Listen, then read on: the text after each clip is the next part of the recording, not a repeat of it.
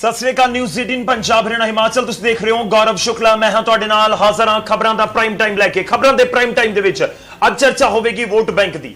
जी हां, vote bank नूं साधण दे लई किस तरीके नाल सियासी पार्टियां ऐलान करदियां ने अज गल करांगे। इस समय पंजाब दे विच सूबे दे विच विधान सभा चोणां दी दस्तक साफ तौर ते सुनाई दे रही है ते इस विचाले सियासी पार्टियां नूं तकरीबन हर पार्टी नूं हर वर्ग याद भी आ रहा है, खास तौर ते दलित भाईचारा।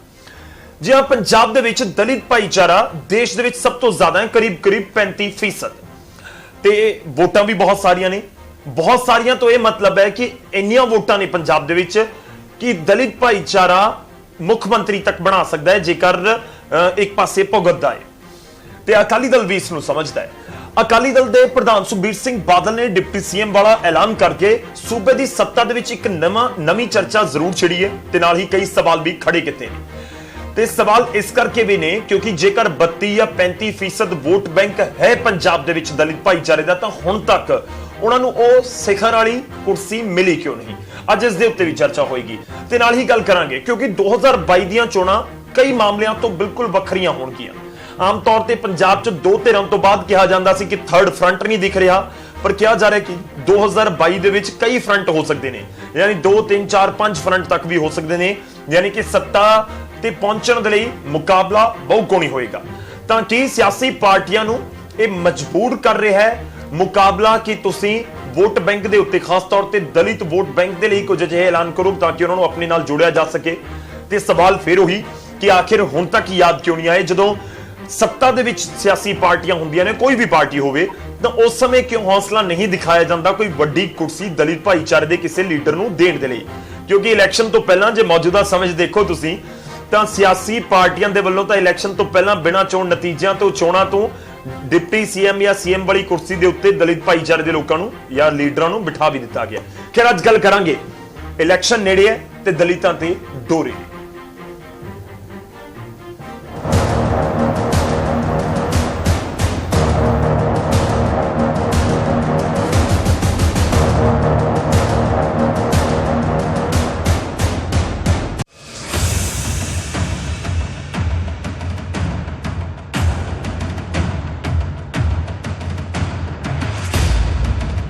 अंबेडकर जयंती के मौके ते सुखबीर बादल ने 2022 दे लई सब तो वड्डा दाग खेड़ दिता है।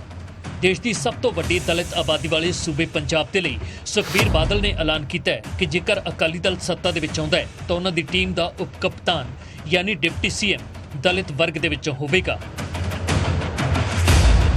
श्रोमणी अकाली दल परमात्मा मेहर करे सरकार बनाए ते जो डिप्टी सीएम है असी दलित परिवार चों लेवांगे, एससी परिवार चों असी डिप्टी सीएम पंजाब दा बनावांगे।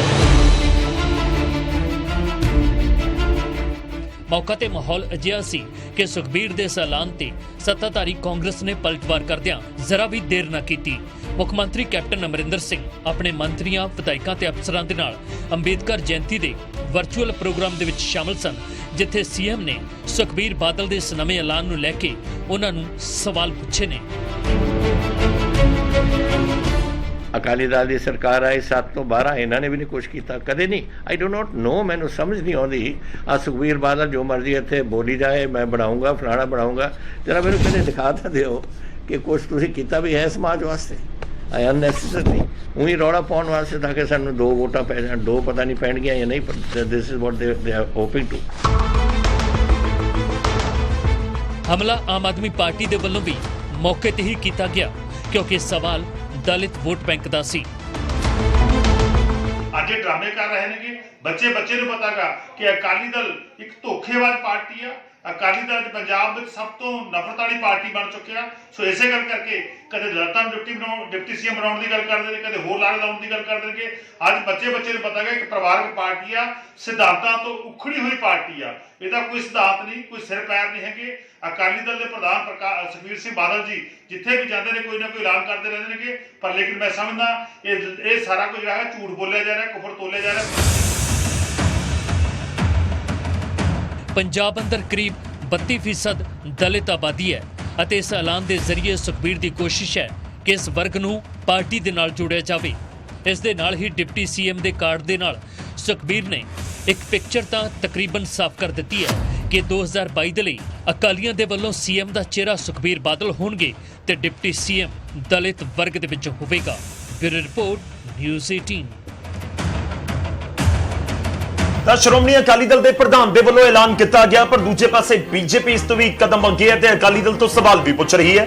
ਤੇ ਨਾਲ ਹੀ ਅਸੀਂ ਕੋਸ਼ਿਸ਼ ਕੀਤੀ ਕਿ ਬੀਐਸਪੀ ਦਲਿਤ ਵੋਟ ਬੈਂਕ ਦੇ ਉੱਤੇ ਕਿਸ ਤਰੀਕੇ ਨਾਲ ਨਜ਼ਰ ਰੱਖ ਰਹੀ ਹੈ ਤੇ ਬੀਐਸਪੀ ਇਸ ਪੂਰੇ ਮਾਮਲੇ ਦੇ ਵਿੱਚ ਬਹੁਜਨ ਸਮਾਜ ਪਾਰਟੀ ਪੰਜਾਬ ਦੇ ਵਿੱਚ ਅੱਗੇ ਸਿਆਸੀ ਤੌਰ ਦੇ ਉੱਤੇ ਕਿਵੇਂ ਵਧੇਗੀ। ਬੀਐਸਪੀ ਦੇ ਪੰਜਾਬ ਪ੍ਰਧਾਨ ਨਾਲ ਵੀ ਨਿਊਜ਼ 18 ਪੰਜਾਬ ਨੇ ਗੱਲਬਾਤ ਕੀਤੀ ਹੈ। ਕੀ ਕੁਝ ਕਹਿਣਾ ਹੈ ਉਹ ਵੀ ਤੁਹਾਨੂੰ ਸੁਣਾਓ। ਜਦੋਂ ਭਾਰਤੀ ਜਨਤਾ ਪਾਰਟੀ ਕਹਿੰਦੀ ਹੈ ਕਿ ਮੁੱਖ ਮੰਤਰੀ ਦਲਿਤ ਹੋਏਗਾ ਤੇ ਸਾਰੇ ਕਹਿੰਦੇ ਉਹ ਗਲਤ ਹੈ। ਅੱਜ ਸੁਖਬੀਰ ਜੀ ਨੇ ਕਿਹਾ, ਸੁਖਬੀਰ ਜੀ ਇਹ ਗੱਲ ਕੈਪਟਨ ਸਾਹਿਬ ਨੇ ਵੀ ਕਹੀ ਸੀ ਕਿ ਦਲਿਤ ਭਾਈਚਾਰੇ ਤੋਂ ਉਪ ਮੁੱਖ ਮੰਤਰੀ ਹੋਏਗਾ। ਮੈਂ ਪੁੱਛਣਾ ਚਾਹਨਾ ਉਪ ਹੀ ਕਿਉਂ, ਮੁੱਖ ਮੰਤਰੀ ਕਿਉਂ? ਅੱਜ ਦੇ ਦਿਨ ਬਾਬਾ ਸਾਹਿਬ ਅੰਬੇਡਕਰ ਦੇ ਸੰਵਿਧਾਨ ਔਰ ਵੋਟ ਰਾਈਟ ਦਾ ਧੰਨਵਾਦ ਕਰਨਾ ਬਣਦਾ ਕਿ ਮਾਨਯੋਗ ਸੁਖਬੀਰ ਸਿੰਘ ਬਾਦਲ ਪ੍ਰਧਾਨ ਸ਼੍ਰੋਮਣੀ ਅਕਾਲੀ ਦਲ ਉਹਨਾਂ ਨੇ ਐਲਾਨ ਕੀਤਾ ਕਿ ਪੰਜਾਬ ਦਾ ਡਿਪਟੀ ਸੀਐਮ ਦਲਿਤ ਵਰਗਾਂ ਚੋਂ ਅਨੁਸੂਚਿਤ ਜਾਤੀਆਂ ਚੋਂ ਬਣਾਵਾਂਗੇ। ਬਹੁਜਨ ਸਮਾਜ ਪਾਰਟੀ ਇਹ ਕਹਿਣਾ ਚਾਹੁੰਦੀ ਆ ਦੇਰ ਆਏ ਦਰੁਸਤ ਆਏ। ਬਹੁਜਨ ਸਮਾਜ ਪਾਰਟੀ ਇਹ ਕਹਿਣਾ ਚਾਹੁੰਦੀ ਆ ਕਿ ਪੰਜਾਬ ਪੂਰੇ ਦੇਸ਼ ਦਾ ਵਿਲੱਖਣ ਸੂਬਾ ਆ ਜਿੱਥੇ 35% ਆਬਾਦੀ ਸ਼ਡਿਊਲ ਕਾਸਟ ਭਾਈਚਾਰੇ ਦੀ ਆ। 1 ਕਰੋੜ ਤੋਂ ਜ਼ਿਆਦਾ ਆਬਾਦੀ ਸ਼ਡਿਊਲ ਕਾਸਟ ਭਾਈਚਾਰੇ ਦੀ ਆ। 60 ਲੱਖ ਦੇ ਕਰੀਬ ਵੋਟਾਂ ਸ਼ਡਿਊਲ ਕਾਸਟ ਭਾਈਚਾਰੇ ਦੀਆਂ ਆ ਤੇ 40-45 ਲੱਖ ਨਾਲ ਮੁੱਖ ਮੰਤਰੀ ਬਣਦਾ ਪੰਜਾਬ ਦਾ। 30% ਨਾਲ ਮੁੱਖ ਮੰਤਰੀ ਬਣਦਾ ਪੰਜਾਬ ਦਾ। ਜੇਕਰ ਅੱਜ ਸ਼੍ਰੋਮਣੀ ਅਕਾਲੀ ਦਲ ਨੇ ਇਹ ਐਲਾਨ ਕੀਤਾ ਆ, ਬਹੁਜਨ ਸਮਾਜ ਪਾਰਟੀ ਇਹਦਾ ਸਵਾਗਤ ਕਰਦੀ ਆ। ਤਾਂ ਚਰਚਾ ਕਰਾਂਗੇ ਸੁਖਬੀਰ ਬਾਦਲ ਦੇ ਐਲਾਨ ਤੋਂ ਬਾਅਦ ਇਹ ਸਭ ਗਿਆਸਰਾਈਆਂ ਸ਼ੁਰੂ ਹੋਈਆਂ ਨੇ, ਪਰ ਇਸ ਸਭ ਦੇ ਵਿਚਾਲੇ ਸਵਾਲ ਇਹ ਹੈ ਕਿ ਦਲਿਤ ਵੋਟ ਬੈਂਕ ਦੀ ਕਿ ਵਾਕਈ ਹੁਣ ਸਿਆਸੀ ਪਾਰਟੀਆਂ ਨੂੰ ਯਾਦ ਆ ਰਹੀ ਹੈ ਕਿ ਵਾਕਈ ਹੁਣ ਤੱਕ ਕਿਉਂ ਨਹੀਂ ਦਲਿਤ ਵੋਟ ਬੈਂਕ ਦਾ ਸੀਐਮ ਜਾਂ ਡਿਪਟੀ ਸੀਐਮ ਬਣਦਾ ਪੰਜਾਬ 'ਚ ਦਿਖਿਆ। ਖਾਸ ਤੌਰ ਤੇ ਡਿਪਟੀ ਸੀਐਮ ਦਾ ਜ਼ਿਕਰ ਹੋ ਰਿਹਾ। ਚਰਚਾ ਕਰਾਂਗੇ। ਸਭ ਤੋਂ ਪਹਿਲਾਂ ਤਾਰੂਫ ਕਰਵਾਉਂਦੇ ਹਾਂ ਤੁਹਾਡਾ ਅੱਜ ਦੇ ਮਹਿਮਾਨਾਂ ਦੇ ਨਾਲ, ਜਿਹੜੇ ਮਹਿਮਾਨ ਸਾਡੇ ਨਾਲ ਜੁੜ ਰਹੇ ਨੇ। ਸਾਡੇ ਨਾਲ ਪਵਨ ਟੀਨੂ ਜੀ ਨੇ, ਸ਼੍ਰੋਮਣੀ ਅਕਾਲੀ ਦਲ ਤੋਂ ਵਿਧਾਇਕ ਨੇ, ਅਕਾਲੀ ਦਲ ਨੂੰ ਰਿਪਰੈਜ਼ੈਂਟ ਕਰਨਗੇ। ਟੀਨੂ ਜੀ ਬਹੁਤ-ਬਹੁਤ ਸਵਾਗਤ ਹੈ ਤੁਹਾਡਾ। ਸਾਡੇ ਨਾਲ ਰਾਜਕੁਮਾਰ ਵੇਰਕਾ ਜੀ ਨੇ ਜੋ ਕਿ ਕਾਂਗਰਸ ਨੂੰ ਰਿਪਰੈਜ਼ੈਂਟ ਕਰਨੇ, ਵਿਧਾਇਕ ਨੇ, ਸੀਨੀਅਰ ਲੀਡਰ ਨੇ। ਵੇਰਕਾ ਸਾਹਿਬ ਬਹੁਤ-ਬਹੁਤ ਸਵਾਗਤ ਹੈ। ਸਾਡੇ ਨਾਲ ਰਜੇਸ਼ ਬਾਘਾ ਜੀ ਜੁੜ ਰਹੇ ਨੇ ਜੋ ਕਿ ਬੀਜੇਪੀ ਨੂੰ ਰਿਪਰੈਜ਼ੈਂਟ ਕਰਨਗੇ ਤੇ ਸਾਡੇ ਨਾਲ ਕੁਝ ਹੀ ਪਲਾਂ ਦੇ ਵਿੱਚ ਆਮ ਆਦਮੀ ਪਾਰਟੀ ਦੇ ਵਿਧਾਇਕ ਕੁਲਵੰਤ ਪੰਡੋਰੀ ਜੀ ਵੀ ਜੁੜਨਗੇ। ਸ਼ੁਰੂਆਤ ਕਰਦੇ ਹਾਂ। ਅੱਜ ਸ਼ੁਰੂਆਤ ਹੋਵੇਗੀ ਸਭ ਤੋਂ ਪਹਿਲਾਂ ਗੱਲ ਅਕਾਲੀ ਦਲ ਦੀ। ਸਵਾਲ ਟੀਨੂ ਜੀ ਇਹੀ ਹੈ ਸਿੱਧਾ ਕਿ ਅਕਾਲੀ ਦਲ ਨੂੰ ਜ਼ਰੂਰਤ ਕਿਉਂ ਮਹਿਸੂਸ ਹੋ ਰਹੀ ਹੈ ਇਹ ਐਲਾਨ ਕਰਨ ਦੀ ਇਲੈਕਸ਼ਨ ਤੋਂ ਪਹਿਲਾਂ ਕਿ ਦੇਖੋ ਸਾਡੀ ਸਰਕਾਰ ਬਣੀ ਤਾਂ ਫਿਰ ਡਿਪਟੀ ਸੀਐਮ ਦਲਿਤ ਭਾਈਚਾਰੇ ਦਾ। ਆਵਾਜ਼ ਆ ਰਹੀ ਹੈ ਜੀ?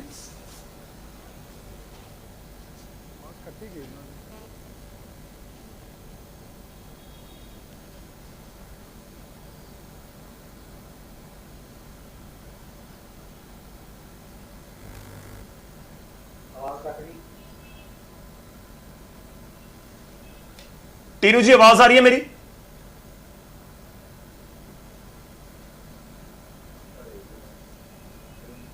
ਟੀਨੂ ਜੀ ਜੇਕਰ ਆਵਾਜ਼ ਆ ਰਹੀ ਹੈ ਤਾਂ ਪਹਿਲਾ ਸਵਾਲ ਇਹੀ ਹੈ ਕਿ ਅਕਾਲੀ ਦਲ ਨੂੰ ਇਹ ਕਿਉਂ ਜ਼ਰੂਰਤ ਮਹਿਸੂਸ ਹੋਈ ਕਿ ਇਲੈਕਸ਼ਨ ਤੋਂ 7-8 ਮਹੀਨੇ ਪਹਿਲਾਂ ਆਪਾਂ ਅਨਾਉਂਸ ਕਰ ਦਈਏ ਡਿਪਟੀ ਸੀਐਮ ਬਣਾਵਾਂਗੇ।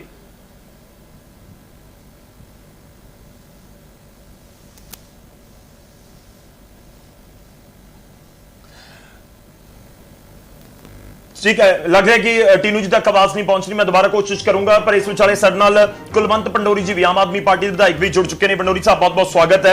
मैं तुहाडे कोल आना पर उस तो पहला वेरका साहब का एक रिएक्शन लईए।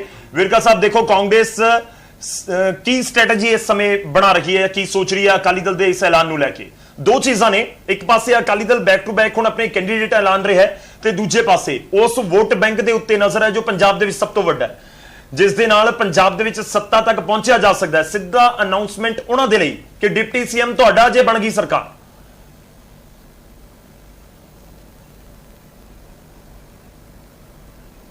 गौरव जी, मैं एक गल पूछना चाहना भाई 10 साल लगातार अकाली दल बीजेपी की सरकार रही है और उदों ते तुहानू याद दलितां दी नहीं आए बई तुसी उदों बना लेंदे ਔਰ ਜਿਹਨੂੰ ਪੰਜਾਬੀ 'ਚ ਕਹਿੰਦੇ ਆ ਨਾ ਕਿ ਮਾਵਾਂ ਧੀਆਂ ਗਾਉਣ ਵਾਲੀਆਂ ਤੇ ਪਿਓ ਪੁੱਤ ਜਾਂਜੀ, ਬਈ ਉਦੋਂ ਪਿਓ ਇਹਨਾਂ ਦਾ ਬਣ ਗਿਆ ਮੁੱਖ ਮੰਤਰੀ ਤੇ ਸੁਖਬੀਰ ਬਾਦਲ ਬਣ ਗਿਆ ਉਪ ਮੁੱਖ ਮੰਤਰੀ ਤੇ ਇਹਨਾਂ ਦੀ ਪਤਨੀ ਭੈਣ ਹਰਸਿਮਰਤ ਕੌਰ ਬਾਦਲ ਉਹ ਬਣ ਗਈ ਕੇਂਦਰ 'ਚ ਮੰਤਰੀ।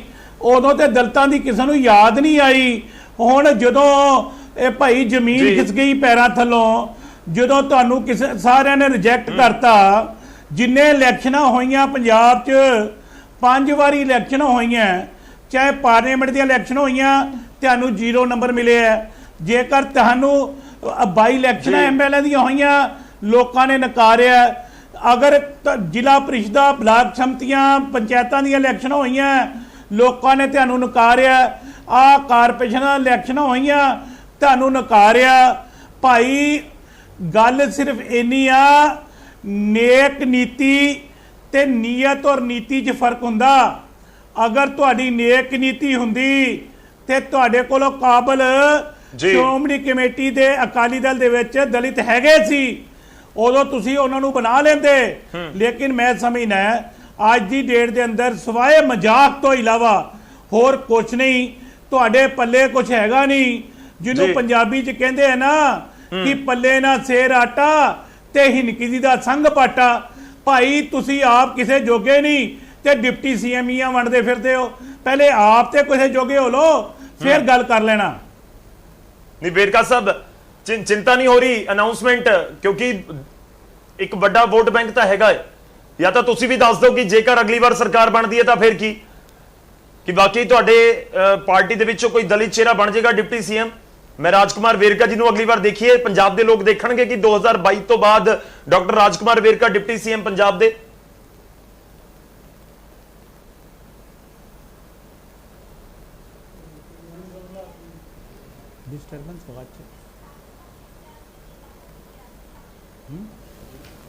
ठीक है, चलो वेरका जी तो मैं रुक करांगा। टीनू जी मेरी आवाज जेकर तुहाडे तक पहुंच रही होवे तो दोवें चीजां, एक वेरका जी ने सवाल कर दिता ते दूजा मैं भी कर रहा कि की जरूरत महसूस हो रही है। टीनू जी जेकर आवाज पहुंच रही है, देखो क्यों जरूरत महसूस हुई डिप्टी सीएम वाला ऐलान करन दी, ते दूजा गौरव शुक्ला कांग्रेस कह रही है कि तुसीं 10 साल सत्ता 'ਚ ਸੀ, ਉਸ ਸਮੇਂ ਕਿਉਂ ਨਹੀਂ ਤੁਹਾਨੂੰ ਯਾਦ ਹੈ। ਸੁਖਬੀਰ ਸਿੰਘ ਬਾਦਲ ਜੀ ਦਾ ਇਸ ਗੱਲੋਂ ਧੰਨਵਾਦ ਕਰਦਾ, ਸੀਨੀਅਰ ਲੀਡਰਸ਼ਿਪ ਦਾ ਧੰਨਵਾਦ ਕਰਦਾ, ਜਿਨ੍ਹਾਂ ਨੇ ਬਹੁਤ ਵੱਡਾ ਐਲਾਨ ਪੰਜਾਬ 'ਚ ਕੀਤਾ, ਜਿਸ ਪੰਜਾਬ ਵਿੱਚ 34-35% ਸ਼ਡਿਊਲ ਕਾਸਟ ਆਬਾਦੀ ਹੈ। ਔਰ ਇਹਨੂੰ ਪੋਜ਼ਿਟਿਵ ਤਰੀਕੇ ਨਾਲ, ਸਕਾਰਾਤਮਕ ਤਰੀਕੇ ਨਾਲ ਲੈਣਾ ਚਾਹੀਦਾ। ਬਹੁਤ ਸਾਰੇ ਕੰਮ, ਬਹੁਤ ਸਾਰੇ ਫੈਸਲੇ ਜ਼ਿੰਦਗੀ 'ਚ, ਦੁਨੀਆ 'ਚ ਪਹਿਲੀ ਵਾਰ ਹੁੰਦੇ ਆ, ਤੇ ਜੇ ਸ਼੍ਰੋਮਣੀ ਅਕਾਲੀ ਦਲ ਨੇ ਇਹ ਪਹਿਲ ਕੀਤੀ ਆ ਡਿਪਟੀ ਉਪ ਮੁੱਖ ਮੰਤਰੀ ਬਣਾਉਣ ਦੀ ਜੀ, ਤਾਂ ਮੈਂ ਸਮਝਦਾ ਵੇਰਕਾ ਜੀ ਨੂੰ, ਸਾਰੀਆਂ ਪਾਰਟੀਆਂ ਨੂੰ ਇਹਨੂੰ ਪੋਜ਼ਿਟਿਵ ਵੇ ਲੈਣਾ ਚਾਹੀਦਾ, ਹੜਬੜਾਹਟ ਵਿੱਚ ਨਹੀਂ ਆਉਣਾ ਚਾਹੀਦਾ। ਜਿਸ ਤਰੀਕੇ ਨਾਲ ਵੇਰਕਾ ਜੀ ਮੇਰੇ ਵੱਡੇ ਭਰਾ ਆ ਬੋਲ ਰਹੇ ਸੀ, ਤਾਂ ਮੈਨੂੰ ਉਹਨਾਂ ਦੇ ਬੋਲਾਂ ਤੋਂ, ਉਹਨਾਂ ਦੀ ਆਵਾਜ਼ 'ਚ ਬੜੀ ਨਾ ਚਿੰਤਾ ਜਿਹੀ, ਦੁੱਖ ਜਿਹਾ, ਹੜਬੜਾਹਟ ਜਿਹੀ ਸੁਣਾਈ ਦੇ ਰਹੀ ਸੀ। ਤੇ ਚਾਹੀਦਾ ਤਾਂ ਇਹ ਸੀ ਵੀ ਤੁਸੀਂ ਵੀ ਵੇਰਕਾ ਸਾਹਿਬ, ਮੁੱਖ ਮੰਤਰੀ ਕੈਪਟਨ ਅਮਰਿੰਦਰ ਸਿੰਘ ਨੂੰ ਕਹੋ ਕਿ ਤੁਸੀਂ ਵੀ ਦਲਿਤ ਨੂੰ ਕਿਸੇ ਨੂੰ ਉਪ ਮੁੱਖ ਮੰਤਰੀ ਬਣਾ ਦਿਓ। ਤੇ ਤੁਸੀਂ ਕਰਾ ਨਹੀਂ ਸਕੇ, ਬਲਕਿ ਤੁਹਾਨੂੰ ਵੀ ਬਣਦਾ ਕੈਬਨਿਟ ਵਿੱਚ ਮਾਨ ਸਨਮਾਨ ਨਹੀਂ ਮਿਲਿਆ। ਸਾਨੂੰ ਇਸ ਗੱਲ ਦਾ ਦੁੱਖ ਆ, ਪਰ ਬੜਾ ਜ਼ਰੂਰੀ ਹੈ ਇਹ। ਦੇਖੋ, ਹਿੱਸੇਦਾਰੀ, ਰਾਜਸੀ ਹਿੱਸੇਦਾਰੀ ਹਰ ਸੈਕਸ਼ਨ ਨੂੰ ਮਿਲਣੀ ਚਾਹੀਦੀ ਹੈ, ਔਰ ਖਾਸ ਕਰਕੇ ਉਹ ਸੈਕਸ਼ਨ ਜਿਹੜਾ ਵਿਦਿਅਕ ਤੌਰ ਤੇ, ਆਰਥਿਕ ਤੌਰ ਤੇ ਬਹੁਤ ਪਿੱਛੇ ਰਹਿ ਗਿਆ। ਤੇ ਤੁਸੀਂ ਦੇਖੋ, ਬਹੁਜਨ ਸਮਾਜ ਪਾਰਟੀ ਇਹਦਾ ਸਵਾਗਤ ਕਰ ਰਹੀ ਹੈ ਤੇ ਕਾਂਗਰਸ ਨੂੰ ਤਕਲੀਫ ਹੋ ਰਹੀ ਹੈ ਜੀ। ਤੇ ਗੱਲ ਸਾਰੀ ਪਬਲਿਕ ਨੂੰ, ਆਮ ਲੋਕਾਂ ਨੂੰ ਸਮਝ ਆ ਰਹੀ ਹੈ। ਤੁਸੀਂ 10 ਸਾਲ 10 ਮੈਨੂੰ ਤਾਂ ਬੜੀ ਖੁਸ਼ੀ ਹੈ। ਮੈਂ ਵਿਚਾਲੇ ਤੁਹਾਨੂੰ ਰੋਕ ਰਿਹਾ, ਮਾਫੀ ਚਾਹੂੰਗਾ, ਪਰ ਤੁਹਾਨੂੰ ਨਹੀਂ ਲੱਗਦਾ ਕਿ 10 ਸਾਲ ਸੱਤਾ 'ਚ ਤੁਸੀਂ ਰਹੇ ਹੋ, ਉਸ ਤੋਂ ਬਾਅਦ ਵੀ ਕਹਿਣਾ ਪੈ ਰਿਹਾ ਹੈ ਕਿ ਇਹ ਵਰਗ ਪਿੱਛੇ ਰਹਿ ਗਿਆ, ਪਛੜਾ ਰਹਿ ਗਿਆ। ਉਹ ਲੋਕ ਉਹਦੇ ਲਾਗੇ ਜਾਣਗੇ, ਲੋਕਾਂ ਲਈ ਪਾਲਿਸੀਆਂ ਬਣ ਗਈਆਂ, ਨੀਤੀਆਂ ਬਣ ਗਈਆਂ, ਲੋਕ, ਸਾਡੇ ਬੱਚੇ ਚੰਗੇ ਐਜੂਕੇਸ਼ਨ ਲੈ ਸਕਣਗੇ, ਚੰਗੇ ਸਟੈਂਡਰਡ ਬਣਨਗੇ, ਨੌਕਰੀ ਮਿਲੂਗੀ, ਇੰਪਲੋਇਮੈਂਟ ਮਿਲੂਗੀ, ਹੈਲਥ ਸੇਵਾਵਾਂ ਮਿਲਣਗੀਆਂ, ਤੇ ਮਾਨ ਸਨਮਾਨ ਵੀ ਆ। ਇਹ ਕਮਿਊਨਿਟੀ ਦਾ, ਵੱਡੀ ਆਬਾਦੀ ਵਾਲੇ ਹਿੱਸੇ ਦਾ ਮਾਨ ਸਨਮਾਨ ਵੀ ਬਹੁਤ ਵੱਡਾ ਆ। ਮੈਂ ਅਕਾਲੀ ਦਲ ਦੀ ਲੀਡਰਸ਼ਿਪ ਦਾ ਬਹੁਤ ਬਹੁਤ ਧੰਨਵਾਦ ਕਰਦਾ, ਬਹੁਤ ਬਹੁਤ ਸ਼ੁਕਰੀਆ ਅਦਾ ਕਰਦਾ। ਬਾਕੀ ਠੀਕ ਹੈ, ਹੁਣੇ ਕਹਿੰਦੇ ਹੁਣੇ ਅਸੀਂ ਪਿੱਛੇ ਰਹਿ ਗਏ ਵੀ ਅਕਾਲੀ ਦਲ ਲੀਡ ਲੈ ਗਿਆ। ਮੈਂ ਤਾਂ ਸਮਝਦਾ ਕਾਂਗਰਸ ਵਾਲੇ ਵਿਚਾਰੇ ਇਸ ਕਰਕੇ ਤਕਲੀਫ 'ਚ ਆ, ਦੁੱਖ 'ਚ ਆ, ਬੜੀ ਹੁਣ ਬਹਿਸ ਕਰਨਗੇ, ਚਿੰਤਾ ਕਰਨਗੇ। ਚਿੰਤਾ ਨਾ ਕਰੋ, ਤੁਸੀਂ ਵੀ ਆਪਣੀ ਪਾਰਟੀ 'ਚ ਬੈਠ ਕੇ ਪੜਚੋਲ ਕਰੋ। ਜਿਹੜੇ ਵਾਅਦੇ ਤੁਸੀਂ ਲੋਕਾਂ ਨਾਲ ਕੀਤੇ ਸੀ, 4.5 ਸਾਲ ਹੋ ਗਏ ਆ ਵੇਰਕਾ ਜੀ, ਘਰ ਘਰ ਨੌਕਰੀ ਆ, ਉਹ ਦਵਾ ਨਹੀਂ ਸਕੇ ਤੁਸੀਂ। ਲੋਕਾਂ ਦੇ ਕਰਜ਼ੇ ਮਾਫ ਨਹੀਂ ਹੋਏ, ਨੌਜਵਾਨ ਵਿਚਾਰੇ ਮਾਰੇ ਫਿਰਦੇ ਆ। ਤੁਹਾਡੀ ਸਰਕਾਰ ਨੇ 2 ਲੱਖ ਬੱਚਾ ਕਾਲਜਾਂ ਯੂਨੀਵਰਸਿਟੀਆਂ ਤੋਂ ਦੂਰ ਕਰ ਦਿੱਤਾ। ਇਹ ਸਾਰੀਆਂ ਗੱਲਾਂ ਵਿਚਾਰਨ ਵਾਲੀਆਂ, ਆਪਾਂ ਨੂੰ ਸਾਂਝੇ ਬੈਠ ਕੇ ਵੈਸੇ ਇਹ ਗੱਲਾਂ ਕਰਨੀਆਂ ਚਾਹੀਦੀਆਂ। ਠੀਕ ਹੈ ਟੀਨੂ ਜੀ, ਆਪਾਂ ਤੁਹਾਡੇ ਕੋਲ ਵਾਪਸ ਆਉਂਦੇ। ਤੁਸੀਂ ਇਹ ਪੁਆਇੰਟ ਚੁੱਕੇ, ਪੰਡੋਰੀ ਜੀ ਸਾਡੇ ਨਾਲ ਨੇ, ਮੈਂ ਉਹਨਾਂ ਦਾ ਰੁਖ ਕਰਦਾ, ਵੇਰਕਾ ਸਾਹਿਬ ਦਾ ਇੱਕ ਰਿਐਕਸ਼ਨ ਲੈਣਾ। ਮੈਂ ਬੀਜੇਪੀ ਦਾ ਰੁਖ ਕਰਾਂਗਾ, ਉਹਨਾਂ ਦੇ ਨੁਮਾਇੰਦਿਆਂ ਦਾ, ਪਰ ਇੱਕ ਵਾਰ ਫਿਰ ਤੋਂ ਅਸੀਂ ਰੁਖ ਕਰਦੇ ਹਾਂ। ਵੇਰਕਾ ਜੀ ਸਾਡੇ ਨਾਲ ਨੇ ਤੇ ਪਵਨ ਟੀਨੂ ਜੀ ਸਾਡੇ ਨਾਲ ਨੇ। ਟੀਨੂ ਜੀ, ਤੁਹਾਡਾ ਇੱਕ ਰਿਐਕਸ਼ਨ ਚਾਹੂੰਗਾ ਮੈਂ, ਜੋ ਸ਼ੁਰੂਆਤ ਤੋਂ ਅਸੀਂ ਜ਼ਿਕਰ ਕਰ ਰਹੇ ਹਾਂ ਕਿ ਇਸ ਵਾਰ ਬਹੁਕੌਣੀ ਮੁਕਾਬਲਾ ਹੈ, ਕਿੰਨੇ ਫਰੰਟ ਹੋਣਗੇ ਕੋਈ ਨਹੀਂ ਅੱਜ ਜਾਣਦਾ, ਕਿ ਇਹ ਮਜਬੂਰ ਕਰ ਰਿਹਾ ਹੈ ਅਕਾਲੀ ਦਲ ਨੂੰ, ਸਿਆਸੀ ਪਾਰਟੀਆਂ ਨੂੰ, ਕਿ ਵੱਖ-ਵੱਖ ਵੋਟ ਬੈਂਕ ਦੇ ਉੱਤੇ ਸਿੱਧੀ ਨਜ਼ਰ ਬਣਾਈ ਜਾਵੇ ਤੇ ਇਸ ਤਰ੍ਹਾਂ ਦੇ ਐਲਾਨ ਹੋਣ, ਆਪਣੇ ਵਾਲੇ ਪਾਸੇ ਕਰਨ ਦੀ ਕੋਸ਼ਿਸ਼ ਹੋਵੇ।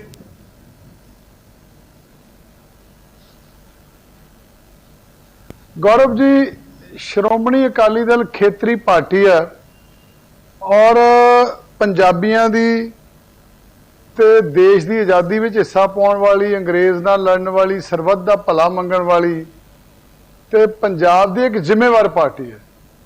ਜਦੋਂ ਵੀ ਸੱਤਾ 'ਚ ਆਈ ਆ, ਪੰਜਾਬ 'ਚ ਵਿਕਾਸ ਦੇ ਕੰਮ, ਵੈਲਫੇਅਰ ਦੇ ਕੰਮ ਕੀਤੇ ਆ, ਰਿਕਾਰਡ 'ਚ ਆ।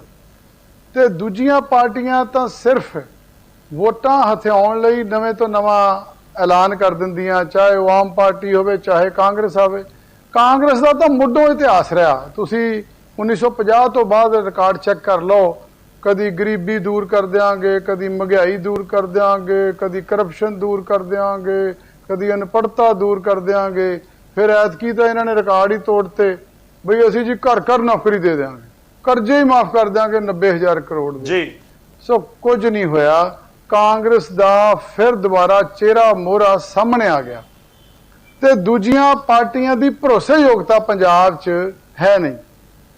ਤੇ ਮੁੱਖ ਗੱਲ ਇਹ ਆ ਵੀ ਕੋਈ ਐਲਾਨ ਹੁੰਦਾ ਤੇ ਐਲਾਨ ਕੌਣ ਕਰ ਰਿਹਾ, ਕਿਹੜੀ ਜਥੇਬੰਦੀ ਕਰ ਰਹੀ ਹੈ। ਬਾਦਲ ਸਾਹਿਬ ਨੇ ਜੋ ਅੱਜ ਤੱਕ ਐਲਾਨ ਕੀਤੇ ਆਪਣੇ ਮੈਨੀਫੈਸਟੋ 'ਚ, ਉਹਨੂੰ ਨਿਭਾਇਆ, ਉਹਨੂੰ ਸਤਿਕਾਰ ਦਿੱਤਾ ਐਲਾਨ ਨੂੰ। ਦੂਜੀਆਂ ਪਾਰਟੀਆਂ ਦਾ ਰਿਕਾਰਡ ਜ਼ੀਰੋ ਆ ਉਹਨੂੰ ਫੁੱਲਫਿਲ ਕਰਨ 'ਚ। ਇਸ ਕਰਕੇ ਲੋਕਾਂ 'ਚ ਲਗਾਤਾਰ ਅੱਜ ਸਵੇਰ ਤੋਂ ਖੁਸ਼ੀ ਆ। ਲੋਕ ਧੰਨਵਾਦ ਕਰ ਰਹੇ ਆ ਅਕਾਲੀ ਦਲ ਦਾ, ਬਾਦਲ ਸਾਹਿਬ ਦਾ, ਕਿ ਉਹਨਾਂ ਨੇ ਸੱਤਾ ਵਿੱਚ ਹਿੱਸੇਦਾਰੀ ਦੇਣ ਦੀ ਗੱਲ, ਬਹੁਤ ਵੱਡਾ ਜਿਹੜਾ ਫੈਸਲਾ ਅਕਾਲੀ ਦਲ ਨੇ ਅੱਜ ਲਿਆ। ਅਸੀਂ ਸਾਰੇ ਸਵਾਗਤ ਕਰਦੇ ਹਾਂ ਔਰ ਮੈਂ ਸਮਝਦਾ ਤੁਸੀਂ ਦੇਖਿਓ ਪਹਿਲਾਂ ਨਾਲੋਂ ਵੀ ਵੱਧ ਮੈਜੋਰਟੀ 'ਚ ਸ਼੍ਰੋਮਣੀ ਅਕਾਲੀ ਦਲ ਦੀ ਸਰਕਾਰ ਆਊਗੀ। ਔਰ ਜਿਹੜੇ ਰਹਿ ਗਏ ਕੰਮ ਆ, ਹਾਲਾਂਕਿ ਅਸੀਂ ਬੜੇ ਨੈਸ਼ਨਲ ਹਾਈਵੇ ਤੋਂ ਲੈ ਕੇ ਪੁਲਾਂ ਤੱਕ, ਮੈਰੀਟੋਰੀਅਸ ਸਕੂਲ ਤੱਕ, ਕਾਲਜ ਯੂਨੀਵਰਸਿਟੀਆਂ ਤੱਕ, ਬੱਚਿਆਂ ਦੀ ਪੜ੍ਹਾਈ ਤੱਕ, ਵੈਲਫੇਅਰ ਸਕੀਮਾਂ ਤੱਕ, ਬਿਜਲੀ ਪੈਦਾ ਕਰਨ 'ਚ ਬੜੇ ਅਨੇਕਾਂ ਕੰਮ ਕੀਤੇ ਆ। ਪਰ ਜਦੋਂ ਹੁਣ ਦੁਬਾਰਾ ਸਰਕਾਰ ਆਏਗੀ, ਹੋਰ ਵੀ ਨਵੀਂ ਨਕੋਰ ਤੇ ਨਵੇਂ ਜੋਸ਼ ਨਾਲ ਆਣ ਕੇ ਪੰਜਾਬ ਨੂੰ ਨੰਬਰ 1 ਸੂਬਾ ਬਣਾ ਕੇ ਹਟਾਂਗੇ। ਤੇ ਦੂਜੀਆਂ ਪਾਰਟੀਆਂ ਠੀਕ ਹੈ, ਤੁਸੀਂ ਇਹ ਦਾਅਵੇ ਕਰ ਰਹੇ ਹੋ, ਮੈਂ ਤੁਹਾਡੇ ਕੋਲ ਵਾਪਸ ਆਉਣਾ। ਵੇਰਕਾ ਸਾਹਿਬ ਸਾਡੇ ਨਾਲ ਨੇ, ਆਪਾਂ ਉਹਨਾਂ ਦਾ ਇੱਕ ਰਿਐਕਸ਼ਨ ਲੈ ਲਈਏ। ਉਹਨਾਂ ਦਾ ਪਹਿਲਾਂ ਵੀ ਸ਼ਾਇਦ ਆਵਾਜ਼ ਨਹੀਂ ਪਹੁੰਚੀ ਸੀ, ਜ਼ਰੂਰੀ ਹੋ ਜਾਂਦਾ ਸਰ ਕਿ ਉਹਨਾਂ ਨੂੰ ਵੀ ਆਪਾਂ ਜੋੜੀਏ ਤੇ ਉਹਨਾਂ ਤੋਂ ਜਵਾਬ ਜ਼ਰੂਰ ਲਈਏ। ਵੇਰਕਾ ਸਾਹਿਬ, 2 ਚੀਜ਼ਾਂ ਨੇ। ਤੁਸੀਂ ਵਾਅਦਿਆਂ ਵਾਲਾ ਜ਼ਿਕਰ ਕਰ ਰਹੇ ਸੀ, ਦੇਖੋ ਅਕਾਲੀ ਦਲ ਨੇ ਗੇਂਦ ਵਾਪਸ ਤੁਹਾਡੇ ਪਾਲੇ ਦੇ ਵਿੱਚ ਸੁੱਟ ਦਿੱਤੀ ਤੇ ਪੁੱਛ ਰਹੇ ਨੇ ਕਿ ਤੁਸੀਂ ਵਾਅਦੇ ਪੂਰੇ ਨਹੀਂ ਕੀਤੇ, ਅਸਤਾ ਕਰਤੇ। ਤੇ ਦੂਜਾ ਉਹ ਇਹ ਵੀ ਜ਼ਿਕਰ ਕਰ ਰਹੇ ਨੇ ਕਿ ਚਿੰਤਾ ਹੈ ਤੁਹਾਡੇ ਸ਼ਬਦਾਂ ਦੇ ਵਿੱਚ, ਤੁਹਾਡੇ ਅੱਜ ਬੋਲਣ ਦੇ ਅੰਦਾਜ਼ ਦੇ ਵਿੱਚ ਅਕਾਲੀ ਦਲ ਦੇ ਇਸ ਐਲਾਨ ਤੋਂ ਬਾਅਦ।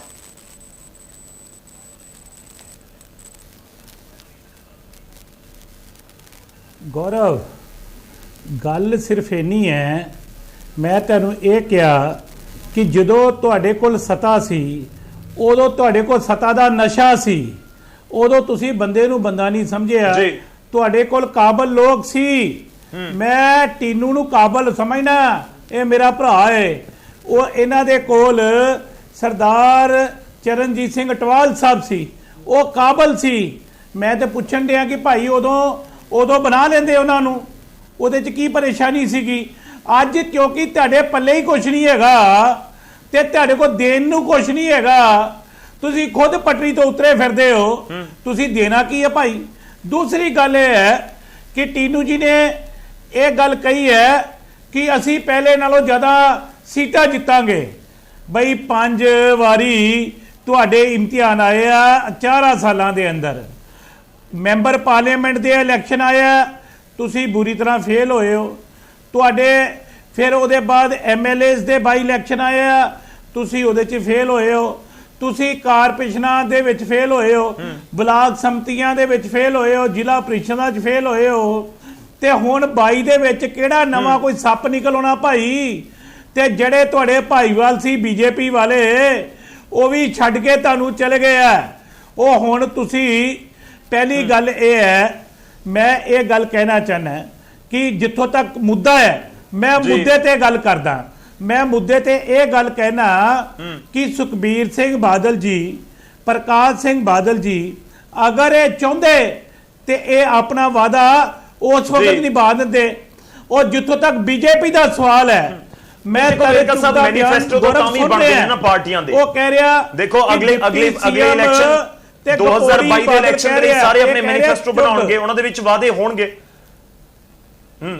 ਅਕਾਲੀ ਦਲ ਦਾ ਉਸ ਦੇ ਵਿੱਚ ਵਾਅਦਾ ਹੈਗਾ। ਆਪਾਂ ਰਿਐਕਸ਼ਨ ਲੈ ਲੈਣੇ ਇੱਕ ਵਾਰੀ, ਮੈਂ ਤੁਹਾਡੇ ਕੋਲ ਵਾਪਸ ਆਉਣਾ। ਤੁਹਾਡਾ ਸਵਾਲ ਜਿਹੜਾ ਹੈਗਾ ਟੀਨੂ ਜੀ, ਸਰ ਰਿਐਕਸ਼ਨ ਦੇ ਦਿਓ। ਵੇਰਕਾ ਸਾਹਿਬ ਨੇ ਪਹਿਲਾਂ ਇੱਕ ਸ਼ਬਦ ਦਾ ਇਸਤੇਮਾਲ ਕੀਤਾ ਸੀ ਕਿ ਤੁਸੀਂ ਮਜ਼ਾਕ ਕਰ ਰਹੇ ਹੋ ਅਜਿਹੇ ਵਾਅਦੇ ਜਾਂ ਐਲਾਨ ਕਰਕੇ। ਦੂਜਾ ਦਾਅਵਾ ਇਹ ਵੀ ਕਰ ਰਹੇ ਨੇ ਕਿ ਤੁਸੀਂ ਪਿਛਲੇ 5-6 ਇਲੈਕਸ਼ਨ ਦੇਖੋ ਹਾਲ ਕੀ ਹੋਇਆ ਅਕਾਲੀ ਦਲ ਦਾ।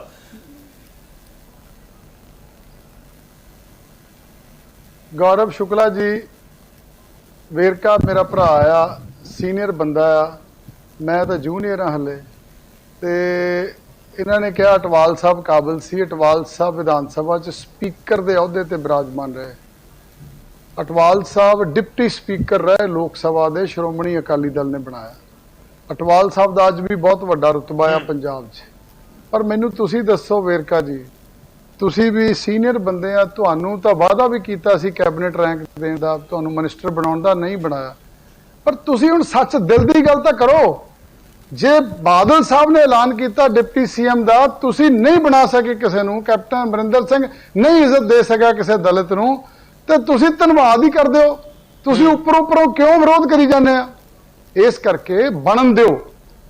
ਕੁਛ ਨਹੀਂ ਮਿਲਿਆ ਤੁਹਾਡੇ ਰਾਜ 'ਚ 4.5 ਸਾਲ। ਜਿਹਦੇ ਤੁਸੀਂ ਬਣੇ ਹੁੰਦੇ ਸ਼ਾਇਦ ਤੁਸੀਂ ਕੁਛ ਕਰ ਦਿੰਦੇ, ਪਰ ਕੈਪਟਨ ਸਾਹਿਬ ਨੇ 4.5 ਸਾਲ 'ਚ ਕੁਝ ਨਹੀਂ ਦਿੱਤਾ ਗਰੀਬਾਂ ਨੂੰ, ਦਲਿਤਾਂ ਨੂੰ। ਬੱਚਿਆਂ ਦੀ ਪੜ੍ਹਾਈ ਰੁਲ ਗਈ, ਬੱਚੇ 2 ਲੱਖ ਕਾਲਜਾਂ ਯੂਨੀਵਰਸਿਟੀਆਂ ਤੋਂ ਬਾਹਰ ਚਲ ਗਏ। ਤੇ ਜਿਹੜੀ ਤੁਸੀਂ ਗੱਲ ਕੀਤੀ ਆ ਚੋਣਾਂ ਹਾਰਨ ਦੀ, ਦੇਖੋ ਜਿਸ ਤਰੀਕੇ ਤੁਸੀਂ ਆ ਪਿਛਲੀਆਂ ਕਮੇਟੀ ਦੀਆਂ ਚੋਣਾਂ 'ਚ ਧਾਂਦਲੀਆਂ ਕੀਤੀਆਂ, ਕਾਗਜ਼ ਰੱਦ ਕੀਤੇ, ਗੋਲੀਆਂ ਚਲਾਈਆਂ, ਬੰਦੇ ਮਾਰੇ, ਤੁਸੀਂ ਬੰਦਿਆਂ ਨੂੰ ਕਾਗਜ਼ ਦਾਖਲ ਨਹੀਂ ਕਰ ਦਿੱਤੇ। ਉਹਦੇ ਬਾਵਜੂਦ ਵੀ ਅਸੀਂ 300 ਸੀਟਾਂ ਤੋਂ ਵੱਧ ਲੈ ਕੇ ਗਏ। ਲੇਕਿਨ ਜਦੋਂ ਤੁਸੀਂ ਆਪੋਜੀਸ਼ਨ 'ਚ ਸੀ, ਸਾਡੀ ਸਰਕਾਰ ਸੀ, ਤੁਹਾਡੇ ਕੋਲ ਸਾਡੇ ਤੋਂ ਅੱਧੀਆਂ ਸੀਟਾਂ ਆਈਆਂ ਸੀ 2016 'ਚ। ਤੇ ਜੇ 2017 'ਚ ਤੁਸੀਂ ਸਰਕਾਰ ਬਣਾ ਸਕਦੇ ਆ ਬੁਰੀ ਤਰ੍ਹਾਂ ਹਾਰਨ ਤੋਂ ਬਾਅਦ 2016 'ਚ, ਤੇ ਫਿਰ ਕੀ ਗੱਲ? ਅਸੀਂ ਲੋਕ ਸਭਾ 'ਚ 7% ਵੋਟ ਵਧਾਇਆ ਆਪਣਾ। ਤੁਹਾਡੇ ਤੇ ਸਾਡੇ 'ਚ 2019 ਦੀਆਂ ਲੋਕ ਸਭਾ 'ਚ 1% ਵੋਟਾਂ ਦਾ ਫਰਕ ਰਹਿ ਗਿਆ, ਜਿਹੜਾ 7% ਦਾ ਫਰਕ ਸੀ 2017 'ਚ। ਅਸਲੀਅਤ ਨੂੰ ਸਮਝੋ। ਤੁਸੀਂ ਐਵੇਂ ਹੀ ਹੁਣ ਸਿਰਫ ਡਿਬੇਟ ਦੇਖੋ। ਦੂਜਾ ਤਾਂ ਇਹ ਵੀ ਹੈ ਨਾ ਕਿ ਸੀਟਾਂ ਘੱਟ ਆਈਆਂ ਨੇ। ਵੋਟ ਬੈਂਕ ਦਾ ਤੁਸੀਂ ਜ਼ਿਕਰ ਕਰ ਰਹੇ ਹੋ, ਪਰ ਸੀਟਾਂ ਫਿਰ ਵੀ ਘੱਟ ਸੀ। ਜੀ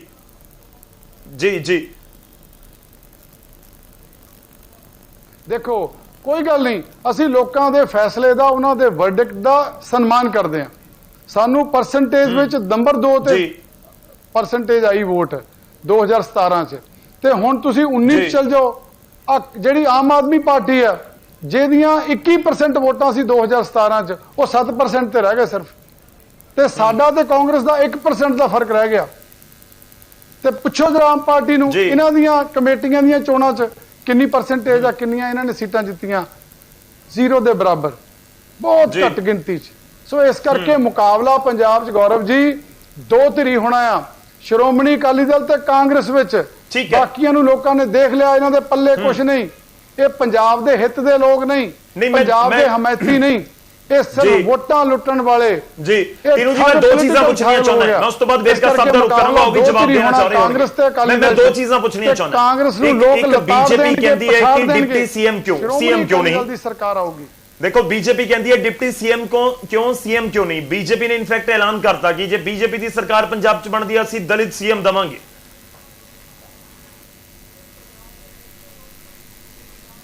ਦੇਖੋ ਅਸੀਂ ਤਾਂ ਰੀਜਨਲ ਪਾਰਟੀਆਂ, ਇਹਨਾਂ ਨੂੰ ਕਹੋ ਜਾਓ ਯੂਪੀ 'ਚ ਦਲਿਤ ਨੰਬਰ 2 ਜੀ। ਤੇ ਆ, ਯੋਗੀ ਨੂੰ ਲਾ ਕੇ ਉੱਥੇ ਬਣਾ ਦਿਓ, ਕਿਸੇ ਦਲਿਤ ਨੂੰ ਮੁੱਖ ਮੰਤਰੀ ਬਣਾ ਸਕਦੇ ਆ। ਇਹਨਾਂ ਕੋਲ ਬਹੁਤ ਸਾਰੇ ਐਮਐਲਏ ਉੱਥੇ, ਕਿਉਂ ਨਹੀਂ ਬਣਾਉਂਦੇ? ਯੂਪੀ 'ਚ ਕਿਹੜਾ ਘੱਟ ਆ ਪਾਪੂਲੇਸ਼ਨ ਦਲਿਤਾਂ ਜੀ। ਦੀ? ਇਹ ਕਹਿਣ ਦੀਆਂ ਗੱਲਾਂ, ਹੁਣ ਤਾਂ ਇਹਨਾਂ ਦੇ ਪੱਲੇ ਕੁਝ ਜੀ। ਨਹੀਂ। ਨਾ ਕੀ ਕਹਿੰਦੇ 9 ਮਣ ਤੇਲ ਹੋਊਗਾ ਤੇ ਨਾ ਰਾਧਾ ਨੱਚੂਗੀ। ਬੀਜੇਪੀ ਤਾਂ ਗੱਲ ਛੱਡ ਦੋ, ਉਹ ਤਾਂ ਕਿਸੇ ਮੁਕਾਬਲੇ 'ਚ ਨਹੀਂ, ਕਿਸੇ ਧਿਰ 'ਚ ਨਹੀਂ, ਨਾ 3 ਚੋਂ ਨਾ 13 ਚੋਂ। ਠੀਕ ਹੈ, ਨਹੀਂ ਉਹਨਾਂ ਦਾ ਸਵਾਲ ਇਹ ਸੀ, ਮੈਂ ਇਸ ਕਰਕੇ ਪੁੱਛ ਰਿਹਾ। ਦੇਖੋ ਤਰੁਣ ਚੁੱਗ ਦੀ ਸਟੇਟਮੈਂਟ ਆਈ ਹੈ, ਉਹ ਪੁੱਛਦੇ ਨੇ ਕਿ ਡਿਪਟੀ ਸੀਐਮ ਕਿਉਂ, ਸੀਐਮ ਵਾਲਾ ਐਲਾਨ ਕਿਉਂ ਨਹੀਂ, ਕਿ ਦੂਜੇ ਨੰਬਰ ਵਾਲੀ ਕੁਰਸੀ ਬਾਰੇ ਐਲਾਨ ਕਿਉਂ? ਤੁਸੀਂ ਡਿਸਾਈਡ ਕਰੋਗੇ ਕਿ ਬਾਅਦ ਦੇ ਵਿੱਚ ਜਿੰਨੀਆਂ ਸੀਟਾਂ ਹੋਈਆਂ ਉਸ ਹਿਸਾਬ ਨਾਲ ਹੋ ਜਾਏਗਾ ਡਿਸਾਈਡ। ਪੰਜਾਬ ਦੇ ਵਿੱਚ 30-32 ਸੀਟਾਂ ਰਿਜ਼ਰਵ ਤਾਂ ਹੈਗੀਆਂ ਨੇ ਨਾ।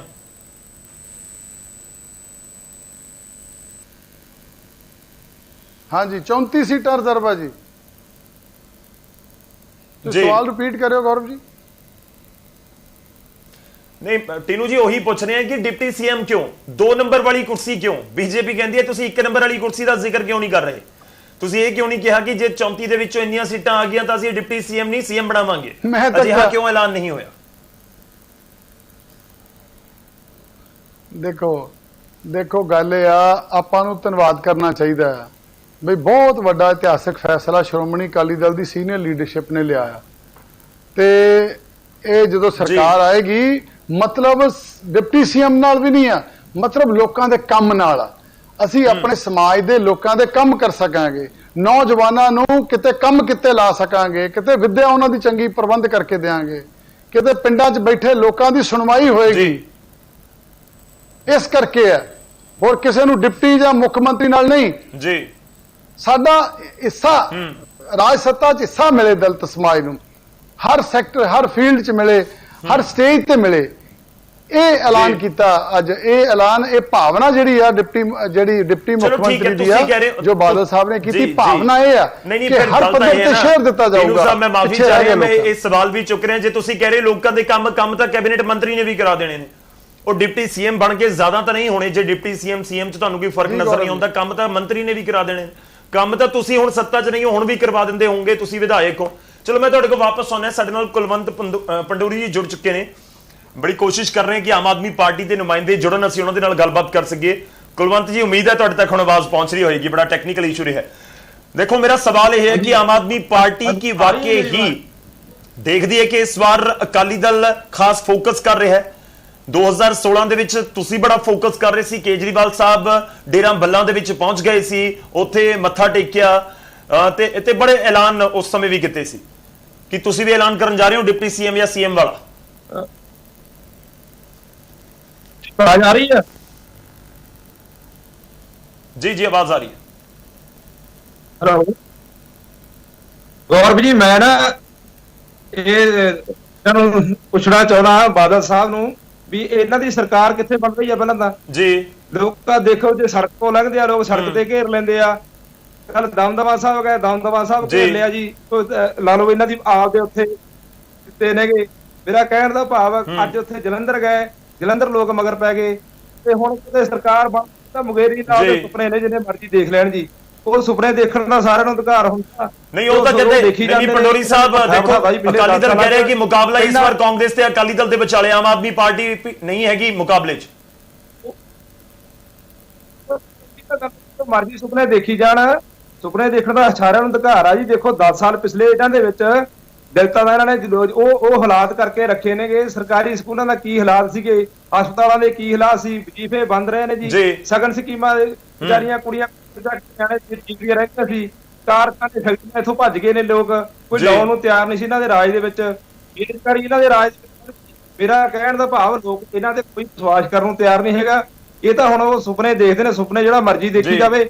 ਇਸ ਕਰਕੇ ਇਹਨਾਂ ਨੂੰ ਲੋਕ ਕਿਤੇ ਖੜ ਨਹੀਂ ਦਿੰਦੇ ਹੈਗੇ, ਨਾ ਇਹ ਸੱਥਾਂ ਜਾ ਸਕਦੇ ਨੇਗੇ। ਹਾਂ, ਜੋ ਮਰਜ਼ੀ ਆਪਦੇ ਵਿੱਚ ਕਹੀ ਜਾਣ, ਪਰ ਲੋਕ, ਪੰਜਾਬ ਦੇ ਲੋਕਾਂ ਨੇ ਇਹ ਨਕਾਰ ਚੁੱਕੇ ਨੇਗੇ। ਇਹਨਾਂ ਦਾ ਸਾਰਾ ਕੰਮ ਦੇਖ ਚੁੱਕੇ ਨੇ, ਉਹਨਾਂ ਦਾ ਕਿਤੇ ਵੀ ਹੱਥ ਨਹੀਂ ਪੈਂਦਾ ਹੈਗਾ। ਪੰਡੋਰੀ ਸਾਹਿਬ ਜਿੱਥੇ ਜਾਂਦੇ ਉੱਥੇ ਵਿਰੋਧ ਹੁੰਦਾ। ਚਲੋ ਮੈਂ ਤੁਹਾਡੇ ਕੋਲ ਵਾਪਸ ਆਉਣਾ ਸਰ, ਮੈਂ ਤੁਹਾਡੇ ਕੋਲ ਵਾਪਸ ਆਉਣਾ। ਰਾਜੇਸ਼ ਬਾਗਾ ਜੀ ਵੀ ਸਾਡੇ ਨਾਲ ਜੁੜ ਚੁੱਕੇ ਨੇ ਬੀਜੇਪੀ ਤੋਂ। ਸਰ ਤੁਸੀਂ ਆਪਣੀ ਗੱਲ ਰੱਖੀਏ, ਪਰ ਸਵਾਲ ਹੈ ਕਿ ਆਮ ਆਦਮੀ ਪਾਰਟੀ ਅਜਿਹਾ ਐਲਾਨ ਕਰੇਗੀ ਕਿ ਨਹੀਂ ਕਰੇਗੀ। ਮੇਰਾ ਇਹ ਸਵਾਲ ਹੈ, ਮੈਂ ਤੁਹਾਡੇ ਕੋਲ ਵਾਪਸ ਆਉਣਾ। ਰਾਜੇਸ਼ ਜੀ, ਮੇਰੀ ਆਵਾਜ਼ ਤੁਹਾਡੇ ਤੱਕ ਪਹੁੰਚ ਰਹੀ ਹੋਏਗੀ। ਬੀਜੇਪੀ ਨੂੰ ਲੈ ਕੇ ਵਿਰੋਧੀ ਕਹਿ ਰਹੇ ਨੇ ਕਿ ਬੀਜੇਪੀ ਦਾ ਇਸ ਸਮੇਂ ਪੰਜਾਬ ਦੇ ਵਿੱਚ ਕਿਸਾਨੀ ਅੰਦੋਲਨ ਦੇ ਵਿਚਾਲੇ ਕੀ ਕੁਝ ਮਾਹੌਲ ਹੈ ਜਾਂ ਹਾਲ ਹੈ ਸਭ ਨੂੰ ਪਤਾ, ਪਰ ਇਸ ਵਿਚਾਲੇ ਤੁਸੀਂ ਦਾਵਾ ਕਰ ਰਹੇ ਹੋ ਕਿ ਅਸੀਂ ਸੀਐਮ ਬਣਾਵਾਂਗੇ, ਦਲਿਤ ਫੇਸ ਬਣਾਵਾਂਗੇ। ਅਕਾਲੀ ਦਲ ਨੇ ਅਨਾਉਂਸ ਕੀਤਾ ਤਾਂ ਤੁਹਾਨੂੰ ਵੀ ਯਾਦ ਆ ਗਿਆ ਕਿ ਹਾਂ ਦਲਿਤ ਵਾਲਾ ਕਾਰਡ ਖੇਡਿਆ ਜਾ ਸਕਦਾ।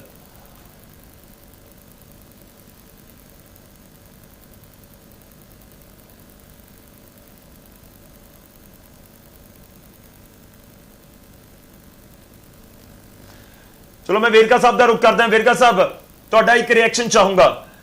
ਅਕਾਲੀ ਦਲ ਦਾ ਇਹ ਐਲਾਨ ਦਲਿਤ ਵੋਟ ਬੈਂਕ ਨੂੰ ਧਿਆਨ ਦੇ ਵਿੱਚ ਰੱਖ ਕੇ ਕੀਤਾ ਗਿਆ, ਸਭ ਸਮਝ ਆ ਰਿਹਾ, ਸਭ ਜਾਣਦੇ ਨੇ ਕਿ ਕਾਂਗਰਸ ਦੇ ਉੱਤੇ ਇਸ ਗੱਲ ਨੂੰ ਲੈ ਕੇ ਹੁਣ ਕੋਈ ਐਲਾਨ ਕਰਨ ਦਾ ਪ੍ਰੈਸ਼ਰ ਤੁਹਾਨੂੰ ਨਜ਼ਰ ਆਉਂਦਾ ਹੈ ਕਿ 2022 ਦੇ ਵਿੱਚ ਦਲਿਤ ਵੋਟ ਬੈਂਕ ਜੇਕਰ ਆਪਣੇ ਵਾਲੇ ਪਾਸੇ ਲੈ ਕੇ ਆਉਣਾ ਹੈ ਤਾਂ ਕੁਝ ਨਾ ਕੁਝ ਅਨਾਉਂਸਮੈਂਟਸ, ਕੋਈ ਵੱਡੀ ਅਨਾਉਂਸਮੈਂਟ ਇਸ ਤਰੀਕੇ ਦੀ ਕਰਨੀ ਹੋਏਗੀ।